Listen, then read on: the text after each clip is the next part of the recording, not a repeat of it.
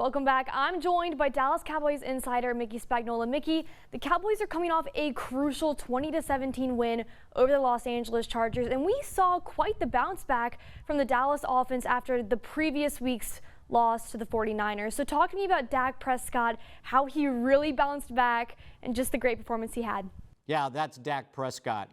He doesn't let a bad performance by himself, his teammates, the defense bleed into the next week. And I certainly expected as much from him after watching him all these seasons. He was right on point. I thought he was seeing the field much better, and he should have against a pretty questionable defense by the Chargers. They were playing way off, and it's one of the reasons why going into this game that they give up so many passing yards. But I thought his decision-making, where to go with the ball, when to try to scramble, and how successfully he did those things was huge in a game that he ran for a touchdown, he threw a pass for a touchdown, and he also had a 109 quarterback rating, which is mighty impressive after what we saw this past week against San Francisco.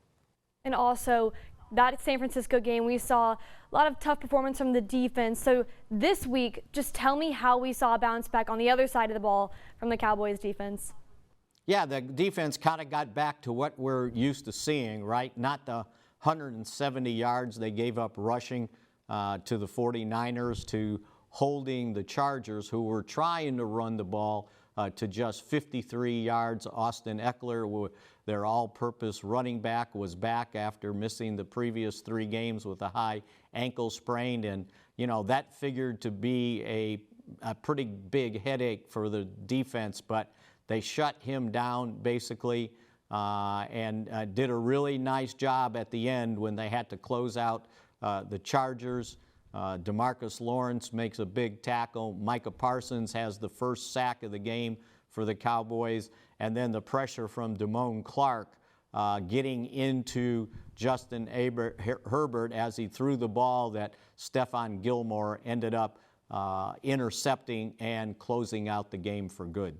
Overall, just a much-needed win for the Cowboys overall. Now, heading into their bye week, they get a chance to take a step back, get the rest that they need. What are the main areas that they're going to need to focus on fixing before they take on their next game against the Rams? Well, I think you got to clean up some of the penalties. You can't have 11 penalties like they had for, I believe it was 85 yards, especially the pre-snap penalties. Those are things that just need a little bit more discipline. You can't jump off sides. You can't be in the neutral zone. You can't false start or have illegal shifts. It was just too many things that they had to overcome.